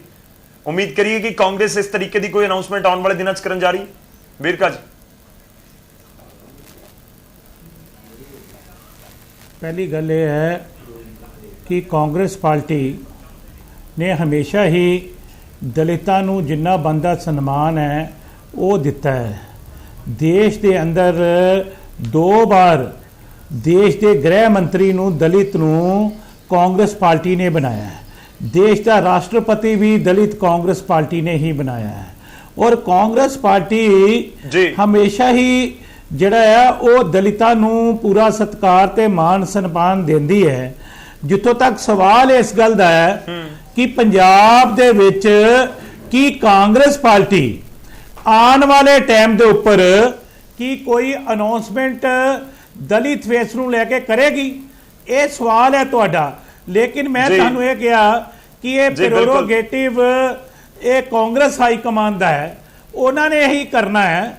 ਔਰ ਇਹ ਮੈਨੂੰ ਪੂਰੀ ਉਮੀਦ ਹੈ ਕਿ ਪੰਜਾਬ ਦੇ ਵਿੱਚ ਕਿਉਂਕਿ ਬਹੁ ਸੰਖਿਅਕ ਦਲਿਤ ਪਾਪੂਲੇਸ਼ਨ ਦਾ ਇਲਾਕਾ ਹੈ, ਇਹ ਦਲਿਤ ਭਾਈਚਾਰੇ ਨੂੰ ਪਹਿਲੇ ਵੀ ਮਾਨ ਸਨਮਾਨ ਮਿਲਦਾ ਆ ਰਿਹਾ ਹੈ ਔਰ ਕਾਂਗਰਸ ਪਾਰਟੀ ਹੁਣ ਵੀ ਹੋਰ ਵੀ ਜ਼ਿਆਦਾ ਮਾਨ ਸਨਮਾਨ ਜ਼ਰੂਰ ਦੇਗੀ। ਨਹੀਂ ਵੇਰਕਾ ਸਾਹਿਬ, ਤੁਹਾਡੇ ਕੋਲ ਤਾਂ ਮੌਕਾ ਹੈਗਾ ਨਹਿਲੇ ਤੇ ਦਹਿਲਾ ਮਾਰਨ ਦਾ।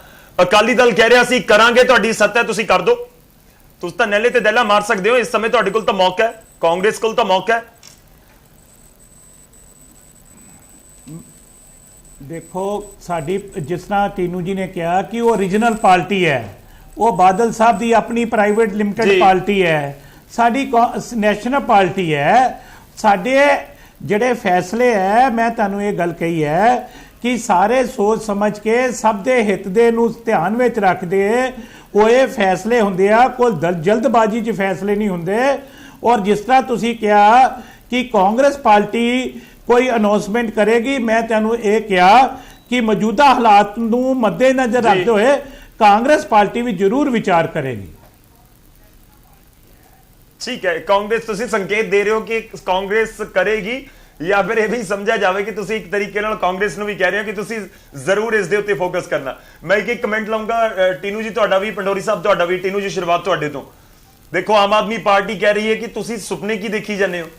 ਜਿਹੜਾ ਤੁਸੀਂ ਜ਼ਿਕਰ ਕਰ ਰਹੇ ਸੀ ਕਿ ਕਾਂਗਰਸ ਵਰਸਸ ਅਕਾਲੀ ਦਲ ਹੈ, ਆਮ ਆਦਮੀ ਪਾਰਟੀ ਕਹਿੰਦੀ ਕਿ ਨਹੀਂ, ਤੁਸੀਂ ਤਾਂ ਇਸ ਵਾਰ ਮੁਕਾਬਲੇ 'ਚ ਹੋ ਹੀ ਨਹੀਂ, ਜੋ ਮਰਜ਼ੀ ਅਨਾਉਂਸਮੈਂਟਸ ਕਰਦੇ ਰਹੋ। ਪਡੋਰੀ ਜੀ, ਅਸੀਂ ਸੁਪਨੇ ਦੇਖ ਵੀ ਸਕਦੇ ਹਾਂ, ਸੁਪਨੇ ਬਣਾ ਵੀ ਸਕਦੇ ਹਾਂ, ਸੁਪਨੇ ਬੁਣ ਵੀ ਸਕਦੇ ਹਾਂ। ਅਸੀਂ ਮਿਹਨਤ ਨਾਲ ਸੁਪਨੇ ਸਾਕਾਰ ਕਰਨ ਵਾਲੇ ਲੋਕ ਹਾਂ। ਅਸੀਂ ਮਿਹਨਤੀ ਲੋਕ ਹਾਂ, ਕਿਰਤੀ ਲੋਕ ਹਾਂ। ਤੇ ਸਾਡੇ ਤੇ ਵਿਸ਼ਵਾਸ ਰੱਖੋ, ਪੰਜਾਬ ਦੇ ਲੋਕ ਸਾਡੇ ਤੇ ਵਿਸ਼ਵਾਸ ਰੱਖਦੇ ਆ। ਔਰ ਦੂਜੀ ਗੱਲ, ਇਹ ਜਿਹੜੇ ਵੇਰਕਾ ਜੀ ਨੇ ਕਿਹਾ ਵੀ ਸਾਡੀ ਪਾਰਟੀ ਕੋਈ ਰੀਜਨਲ ਪਾਰਟੀ ਨਹੀਂ, ਚਲੋ ਉਹਨਾਂ ਨੇ ਆਪਣੇ ਲਫ਼ਜ਼ਾਂ 'ਚ ਕਹਿ ਦਿੱਤਾ। ਇਹ ਗੱਲ ਮੰਨ ਗਿਆ ਵੀ ਸਾਡੇ ਫੈਸਲੇ ਦਿੱਲੀ ਤੋਂ ਹੁੰਦੇ ਆ, ਪੰਜਾਬ ਦੇ ਲੋਕਾਂ ਨੂੰ, ਲੀਡਰਾਂ ਨੂੰ ਨਹੀਂ ਪੁੱਛਿਆ ਜਾਂਦਾ। ਵੇਰਕਾ ਜੀ ਸੀਨੀਅਰ ਆ, ਮੈਂ ਤਾਂ ਅੱਜ ਵੀ ਉਮੀਦ ਕਰਦਾ ਇਹਨਾਂ ਨੂੰ ਕੈਬਨਿਟ ਮਿਨਿਸਟਰ ਬਣਾ ਦੇਣ, ਨਹੀਂ ਬਣਾਇਆ। ਕਿਉਂਕਿ ਹੁਣ ਕੋਈ ਐਲਾਨ ਨਵਾਂ, ਤੁਸੀਂ ਪੁੱਛਿਆ ਸੀ ਵੀ ਨਵਾਂ ਐਲਾਨ ਕੀ ਕਰੋਗੇ, ਇਹ ਤਾਂ ਪ੍ਰਸ਼ਾਂਤ ਕਿਸ਼ੋਰ ਕਰੂ ਐਲਾਨ, ਇਹ ਨਹੀਂ ਕਰ ਸਕਦੇ। ਇਹਨਾਂ ਨੂੰ ਕੋਈ ਨਹੀਂ ਪੁੱਛਦਾ। ਦਿੱਲੀੋਂ ਐਲਾਨ ਹੋਣਾ, ਪ੍ਰਸ਼ਾਂਤ ਕਿਸ਼ੋਰ ਨੇ ਜੋ ਕਹਿਣਾ ਉਹ ਇਹਨਾਂ ਨੇ ਕਰਨਾ। ਕਿਉਂਕਿ ਪਿਛਲੀ ਵਾਰ ਵੀ ਜੋ ਪੀਕੇ ਨੇ ਕਿਹਾ ਸੀ ਵੀ ਘਰ ਘਰ ਨੌਕਰੀ ਦੇ ਸਾਈਨ ਕਰਾ ਲਓ ਫਾਰਮਾਂ ਤੇ, ਉਹ ਕਰਵਾ ਲਏ। ਲੋਕਾਂ ਦੀਆਂ ਵੋਟਾਂ ਲੁੱਟ ਲਈਆਂ, ਸਰਕਾਰ ਬਣਾ ਲਈ, ਹੁਣ 450 ਹੋ ਗਏ, ਕੁਝ ਨਹੀਂ ਹੋਇਆ। ਅਸੀਂ ਕੰਮ ਕੀਤੇ ਆ। ਜਿੰਨੀਆਂ ਟੀਨੂ ਜੀ, ਮੇਰੇ ਕੋਲ ਸਮਾਂ ਪੂਰਾ ਮਾਫੀ ਚਾਹ ਰਹੇ, ਤੁਹਾਨੂੰ ਵਿਚਾਰੇ ਰੋਕ ਰਿਹਾ। ਮੈਂ ਇੱਕ ਪੰਡੋਰੀ ਜੀ ਦਾ ਰਿਐਕਸ਼ਨ ਜ਼ਰੂਰ ਲੈਣਾ, ਮੇਰੇ ਕੋਲ 30 ਸੈਕਿੰਡਸ ਦੇ ਬਾਕੀ ਨੇ। ਅਕਾਲੀ ਦਲ ਕਾਂਗਰਸ ਦੇ ਉੱਤੇ ਇਲਜ਼ਾਮ ਲਗਾ ਰਿਹਾ। ਪੰਡੋਰੀ ਸਾਹਿਬ, ਜੇਕਰ ਮੇਰੀ ਆਵਾਜ਼ ਪਹੁੰਚ ਰਹੀ ਹੈ ਮੈਂ ਉਹੀ ਕਾਂਗਰਸ ਵਾਲਾ ਤੁਹਾਡੇ ਤੋਂ ਸਵਾਲ ਕਰ ਰਿਹਾ ਕਿ ਹਾਂਜੀ, ਤੁਸੀਂ ਗੌਰਵ ਤਿਆਰ ਹੋ ਜੀ। ਇੱਕ ਵੱਡੀ ਅਨਾਉਂਸਮੈਂਟ ਵਾਸਤੇ? ਉਮੀਦ ਕੀਤੀ ਜਾਵੇ ਪੰਡੋਰੀ ਸਾਹਿਬ ਨਹੀਂ ਜੀ, ਕਿ ਹੁਣ ਕੇਜਰੀਵਾਲ ਸਾਹਿਬ ਆਉਣਗੇ ਜਾਂ ਫਿਰ ਦਿੱਲੀ ਤੋਂ ਅਸੀਂ ਤਾਂ ਅਨਾਉਂਸਮੈਂਟ ਪਹਿਲਾਂ ਹੋਏਗੀ ਜੀ- ਕਿ ਸਾਡਾ ਚਿਹਰਾ ਦਲਿਤ ਹੋ ਸਕਦਾ ਹੈ ਪੰਜਾਬ 'ਚ? ਨਹੀਂ ਜੀ, ਅਸੀਂ ਤਾਂ ਪਹਿਲਾਂ ਹੀ ਸਾਡੇ ਨਾਲ ਵਿਰੋਧੀ ਧਿਰ ਦੇ ਦੇਖੋ ਹਰਪਾਲ ਸਿੰਘ ਚੀਮਾ ਨੇ ਡਿਪਟੀ ਲੀਡਰ ਆਪਣੇ ਲੀਡਰ ਨੇਗੇ ਆਪੋਜੀਸ਼ਨ ਦੇ, ਡਿਪਟੀ ਲੀਡਰ ਸਰਬਜੀਤ ਕੌਰ ਮਾਣੂਕੇ ਆ। ਸਾਡਾ ਤਾਂ ਜਿਹੜਾ ਜੀ। ਇੱਥੇ ਦੀ ਕੋਰ ਕਮੇਟੀ ਦਾ ਚੇਅਰਮੈਨ ਸੀ ਪਹਿਲਾਂ ਬੁੱਧਰਾਮ ਜੀ ਰਹੇ ਨੇ, ਸਾਡੇ ਸਾਰੇ ਹੀ ਉਹਦੇ ਦਿਲਤਾਂ ਕੋਲੇ ਰਹੇ ਨੇ। ਨਹੀਂ ਸਰ, ਉਹ ਉਹਦੇ ਹੈਗੇ ਨੇ। ਨਹੀਂ, ਚੰਨੀ ਜੀ ਨੂੰ ਐਨਓਪੀ ਲਗਾਇਆ ਹੋਇਆ ਸੀ ਕਾਂਗਰਸ ਨੇ ਪਿਛਲੇ ਵਾਰ ਦੇ ਵਿੱਚ। ਤਾਂ ਇੱਕ ਮੇਰੀ ਗੱਲ ਤਾਂ ਸੁਣੋ ਜੀ, ਗੁਰੂ ਸਾਹਿਬ ਨੇ ਮੇਰੀ ਗੱਲ ਤਾਂ ਪੂਰੀ ਬੋਲਣ ਤੇ ਗੌਰਵ ਜੀ, ਇਹਨਾਂ ਗਰੀਬ ਸਿੱਖਣ ਕੋ ਦੋ ਮੈਂ ਪਾਤਸ਼ਾਹੀ ਯਾਦ ਰੱਖੇ ਹਮਰੀ ਬਣਾ ਕੇ ਆਓ ਦਲ ਪੰਜਾਬ 'ਚ ਦਲਿਤ ਨੂੰ। ਜੀ ਚਲੋ ਠੀਕ ਹੈ ਪੰਡੋਰੀ ਸਾਹਿਬ, ਮੈਂ ਮਾਫੀ ਚਾਹੁੰਦਾ ਵਿਚਾਲੇ ਰੋਕ ਲਿਆ, ਮੇਰੇ ਕੋਲ ਸਮਾਂ ਖਤਮ ਹੋ ਚੱਲਿਆ। ਬਹੁਤ ਬਹੁਤ ਧੰਨਵਾਦ ਸਾਡੇ ਨਾਲ ਜੁੜਨ ਦੇ ਲਈ। ਵਿਰਕਾ ਸਾਹਿਬ ਤੁਹਾਡਾ ਵੀ, ਟੀਨੂ ਜੀ ਤੁਹਾਡਾ ਵੀ ਧੰਨਵਾਦ ਸਾਡੇ ਨਾਲ ਜੁੜਨ ਦੇ ਲਈ। ਇਸ ਚਰਚਾ ਦੇ ਵਿੱਚ ਅਸੀਂ ਕੋਸ਼ਿਸ਼ ਕੀਤੀ ਹੈ ਕਿ ਵਾਕਈ ਦਲਿਤ ਭਾਈਚਾਰੇ ਦੇ ਲਈ ਕੋਈ ਵੱਡੀਆਂ ਅਨਾਉਂਸਮੈਂਟਸ ਨੇ ਜਾਂ ਫਿਰ ਇੱਕ ਵੋਟ ਬੈਂਕ ਦੇ ਤੌਰ ਦੇ ਉੱਤੇ ਹੀ ਦੇਖਿਆ ਜਾ ਰਿਹਾ ਹੈ। ਸਾਰੇ ਮਹਿਮਾਨਾਂ ਦਾ ਬਹੁਤ ਬਹੁਤ ਧੰਨਵਾਦ ਇਸ ਚਰਚਾ ਦੇ ਵਿੱਚ ਜੁੜਨ ਦੇ ਲਈ। ਤੇ ਦੇਖਣਾ ਹੋਵੇਗਾ ਕਿ ਆਉਣ ਵਾਲੇ ਸਮੇਂ ਦੇ ਵਿੱਚ ਅਗਲੇ 7-8 ਮਹੀਨੇ ਜਿਹੜੇ ਹੈਗੇ ਨੇ ਪੰਜਾਬ ਦੇ ਵਿੱਚ ਇਲੈਕਸ਼ਨ ਤੋਂ ਪਹਿਲਾਂ ਕਿਹੜੀਆਂ ਅਨਾਉਂਸਮੈਂਟ ਹੁੰਦੀਆਂ ਨੇ ਤੇ ਹਰ ਵਰਗ ਤੱਕ ਪਹੁੰਚ ਕਰਨ ਦੀ ਕੋਸ਼ਿਸ਼ ਹੋਏਗੀ। ਕਿਹੜੇ ਵਰਗ ਨੂੰ ਕਿਸ ਤਰੀਕੇ ਨਾਲ ਰੁਝਾਉਣ ਦੀ ਕੋਸ਼ਿਸ਼ ਹੁੰਦੀ ਹੈ, ਆਉਣ ਵਾਲੇ ਸਮੇਂ ਦੇ ਵਿੱਚ ਹੀ ਸਾਫ਼ ਹੋ ਸਕੇਗਾ। ਅੱਜ ਦੇ ਪ੍ਰਾਈਮ ਟਾਈਮ ਦੇ ਵਿੱਚ ਇੰਨਾ ਹੀ।